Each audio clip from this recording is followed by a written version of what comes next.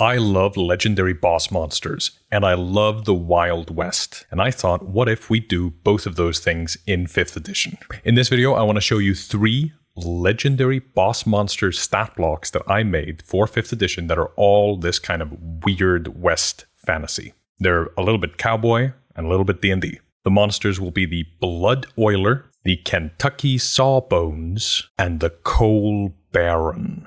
There's also 2 bonus monsters that create a sort of package out of its pairings with these legendary boss monsters. Welcome to Mystic Arts, where I endlessly blend together genres in the hopes of creating the ultimate kitchen sink. My name is Daði, I'm a professional writer and director, and I've been DMing for over 10 years. This right here is the Blood Oiler. It is a large, undead, chaotic evil monster. It's basically like what if Frankenstein also had a chainsaw hand and a grappling hook. It's really fun. It's a little bit construct and a little bit undead. Bit of both. You can see already, it's a CR11 boss monster. It's got dark vision. It's got a whole bunch of resistances and immunities. It's got 175 hit points, AC 17. It's got 2 legendary resistances, magic resistance, and it's got regeneration. So it regains 10 hit points anytime it starts its turn with more than 1 hit point. It has immutable form, so you can't shapeshift it or anything. And it has Undead Fortitude. If you're not familiar, Undead Fortitude is a feature that shows up on zombie stat blocks. It makes it so that when the zombie is reduced to 0 hit points, you make a roll to see if the zombie dies. If the zombie succeeds on this roll, it has 1 hit point. In the case of the Blood Oiler, this gets a little fun, because the Blood Oiler has 2 features that pair excellently with this. Not only does it have reactive, which lets it take a reaction on any turn in combat, not every round. Like normally, a reaction, you use it, and then you have to wait until a round passes before you can use your next reaction. But the Blood Oiler has a reaction every turn. So if somebody's moving out of range of it, gets a reaction attack, and then if somebody else moves out of range, gets a reaction attack. The Blood Oiler also has this special reaction. Death Throes. Trigger, the Blood Oiler is reduced to 0 hit points. Response, the Blood Oiler makes an attack. So it's got Undead Fortitude, you reduce it to 0 hit points, and it attacks you. Then we check. Oh, no, it's not dead already. It still has 1 hit point. On its turn, it gets 10 hit points back. You reduce it again, it attacks again. And it can keep doing this. Every time somebody's attacking it, it is attacking back. The Blood Oiler has a little narrative based in it, right? It's not just this monster that makes an attack on its round, and it isn't a monster with legendary action, so it can do, intermittently in between the players' rounds. Instead, it's a reactive ferocity. It constantly attacks you back. And that's not it. I just skipped over its actions. Check this out. Strange anatomy. The Blood Oiler has 3 arms. Choose from the following options: grappling hand, harpoon, rail spike, razor tentacle, saw blade, and syringe. Right? So it has 6 options for what kind of arms it has, and you, the DM, have to pick 3.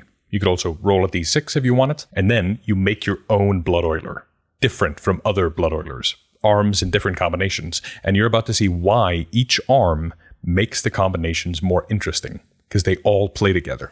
Multi-attack makes 3 attacks, 1 with each arm. So it can't have one arm that just goes non-stop, right? It has to swap between all of them. But it can do them in any order. Grappling hand, it does 48 plus 5 bludgeoning damage. If the target is a medium or smaller creature, it's grappled, and the Blood Oiler throws the target to a space within 30 feet. Okay, so it throws you around. Well, not just that. When it throws you, you would take damage. If you get thrown 30 feet, you should probably take 1d6 damage per feet thrown. It isn't specified here, but fall damage works per 10 feet thrown. At my table, it's per 5 feet thrown, so maybe I'd make it even more powerful, I don't know. So it's got this arm that tosses players around. What's next? Harpoon. It shoots a player, does the same amount of damage, and then you are harpooned by it and grappled, and it pulls you 30 feet closer, right? So it gets characters who are out of range into range. Rail spike.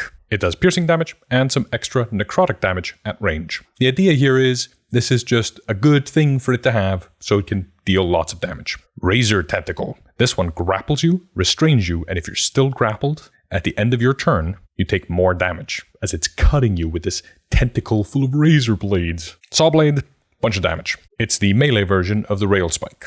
Syringe. This one deals damage to you, and then heals the Blood Oiler. This is fantastic, right? You can see how it's already telling a story, right? You get it down to 0 hit points, it comes back up and back up and back up and attacks you back. But you can also see how it becomes really nasty. Let's say you get it down to 0 hit points and it's got the syringe, so it heals back up. And then on its turn, it regenerates. And it builds up hit points again, and then you have to get it back down again. It's this machine that refuses to die. That's so cool. Now, you might notice all the damage here is the same. It's always 4d8 plus 5. Sometimes piercing, slashing, bludgeoning, but it's always the same number. And I did this because I like the idea of modular design. I don't want to spend too much time going back to the snap block and trying to remember, which dice am I grabbing? Am I grabbing these dice or those dice? I just want to pick up and roll and know what it is. So I tried to keep it as simple as possible. If you think this monster sounds cool, I'm telling you, it's better in its original design. The Blood Oiler is the iconic monster of the Clockwork role-playing game created by Peter from Tales from Elsewhere. If you want to have a look at the original design, they just launched a Kickstarter. It's a whole Weird West setting with a whole bunch of monsters just like this one, some cryptids, chupacabra, wendigo. It's gotten rid of hit points and instead you get injuries, and it's very gritty, very grounded, but it's also got this Weird West kind of vibe. But I've got several more to show you, so let's keep going. Next up, the Kentucky Sawbones. This is a large mass of arms. It's an aberration that possesses your left arm and tries to kill you with it, and then take your arm and have it join its massive arms. Doesn't that sound cool? It's a huge swarm of tiny aberrations. It's got a bunch of hit points. It's got a 50-foot climb speed, because it can literally, all the arms can go up on the ceiling. Insane stats, loads of resistances, immunities, CR 17, right? This is another boss monster. You can see it has an aura of countless arms. It's a saving throw, dexterity, DC 19. Any creature that starts its turn inside the Kentucky Sawbones' space. So they're sharing squares. They're literally standing on the same part of the map. If you fail the roll, you take some bludgeoning damage. If the creature is bloodied, you take less bludgeoning damage. Why? We'll get to that in a second. And then, if you're a medium or smaller creature, you're grappled. So once you're in its area, it grapples you. Because this is a swarm. You can see here down below, the Kentucky Sawbones is a swarm that can occupy another creature's space and vice versa. And the swarm can move through any opening large enough for a tiny creature, because it's a bunch of arms, right? The swarm can't regain hit points or gain temporary hit points. It's also got 3 legendary resistances. So this swarm is just a big blob of arms, and the more you fight the swarm, the more arms you kill, so the less damage it does. Let's have a look. Multi-attack. The Kentucky Sawbones makes 4 arms attacks. Each is a plus 13 to hit and reach 5 feet. It does 2d10 plus 7 bludgeoning damage, or 1d10 plus 7 if it's bloodied. And then, if the target of the attack was a medium or smaller creature, it gets pulled into the Kentucky Sawbones' space, which means it's affected by the aura of countless arms, right? So it's this mass of arms that runs towards you and pulls everybody into its reach with its, huge, bulky, massive arms, grabs you, beats you up, grapples you, bludgeons you. But that's not all it can do. It also has legendary actions, 4 of them. Idle Hands, Charisma saving throw, DC 19. Each creature, all of them, within 60 feet of the Kentucky Sawbones has to make the save. Failure. The target's left arm gets possessed by the Kentucky Sawbones until the start of the Kentucky Sawbones' next turn. And it tries to kill the target. The Kentucky Sawbones is made up of exclusively left arms. It then possesses all these left arms, and then players who fail their save, their left arm tries to beat them up or draw their weapons and stab them with them. You literally have the players attack themselves. And I'd say if you use Idle Hands on a dead creature, the left arm gets severed and joins the mass. Launch arms. Arms are launched from the bulk. 2d4 scuttling arms appear in an unoccupied space within 30 feet of the swarm. And I made a stat block for the scuttling arms. There's not much to it. Low AC, low hit points, but they can grapple you. So they can grapple you and pull you into the Kentucky Sawbones' arms. So if somebody's 30 feet away from the Sawbones, it launches an arm next to them, grabs them, and then the arm pulls the creature back into the space of the Kentucky Sawbones. And finally, the Kentucky Sawbones can also attack creature with its arms ability. So it's just a whole bunch of arms, all trying to grapple you, possess your arms, take your arms. It's armless. It is most definitely not armless. I mean, I love this one. This one's great. I think if you're thinking about, designing monsters and how to do it and where do you want to start, making a stat block for this was fantastic because I could just look at the art that Peter sent me and think, what does this do? I also read his abilities from his original design for his system and try to think about how they work in 5th edition and try to make sure they all come back to this idea of it's a bunch of arms. What do a bunch of arms do? And you just build on top of that. You can do that sort of design with really anything. You just sort of think about the core story of what you're trying to achieve. If you're designing a stat block, for a moment, just forget that it has to meet a certain CR, certain hit point, certain AC.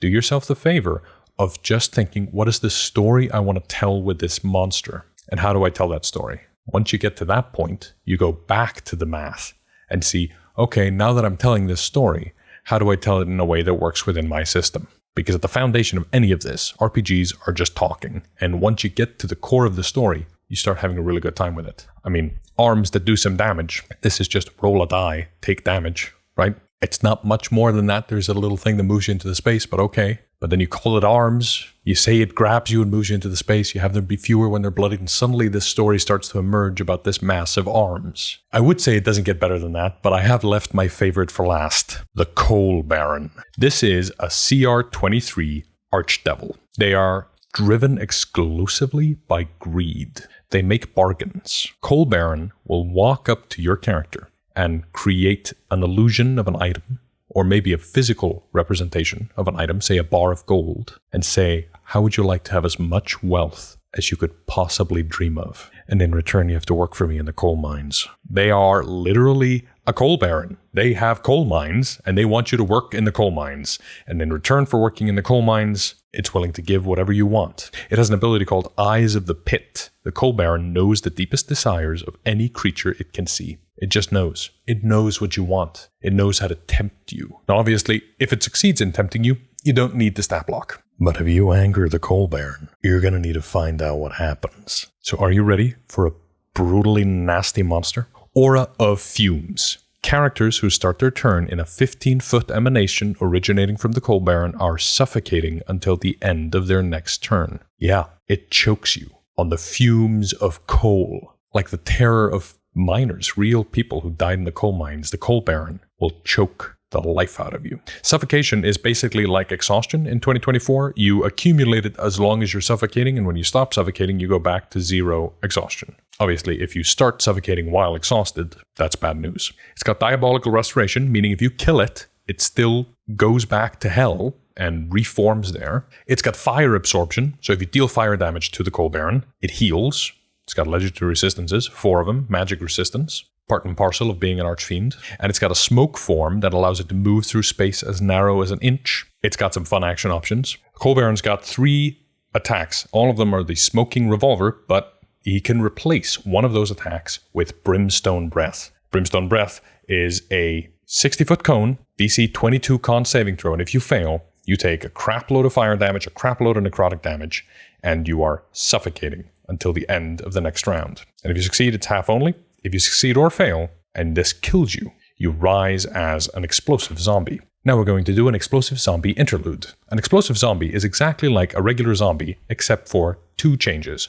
1, the undead fortitude is overwritten by fire damage instead of radiant, and reaction, when it dies, it blows up. Why is this very fun? Because of the Smoking Revolver. The Coal Baron deals piercing damage with his gun, but he also deals fire damage. And this damage is guaranteed to kill the explosive zombie because of the third thing that I sort of neglected to mention. It's vulnerable to fire damage. He breathes on you, one of your players dies, turns into an explosive zombie, and the Coal Baron shoots that player, and the player blows up, maybe hurting or killing more players. This is a legendary boss monster. It is going to take your team and wipe the floor with them. Really humble them. It's also got some spellcasting, because why not? Including a fireball. You know, seems apt. Fog Cloud. Creation, to make items to tempt you with. Bonus action, Hellfire Claws. He claws you and then heals. Rat bastard. He can also assume a Mortal Disguise. The fun thing here is the Mortal Disguise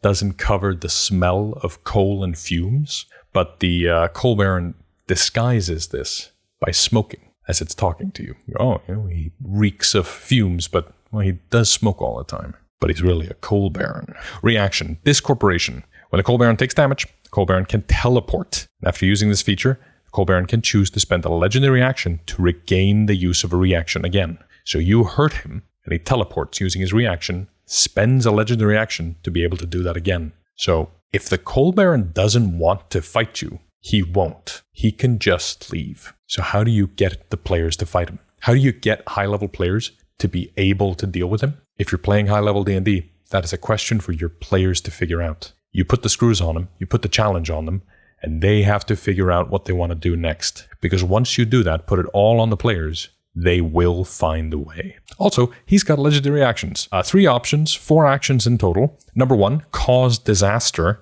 It's a dex save, and the coal baron causes some kind of collapse or disaster. Obviously, this is a reference to like coal mining, but he can make walls break or floor crack or whatever it is. And then when he does, if you fail to save, you take bludgeoning damage and necrotic damage, and you are grappled and restrained for 1 hour. Grappled creatures can repeat the save on their turn, and if they succeed, they are not grappled and restrained. But succeed or fail, they will take more damage. Because if they fail, they take the full damage again, and if they succeed, they take half damage and are not grappled. Right? So he buries you in rubble. He's toying with you.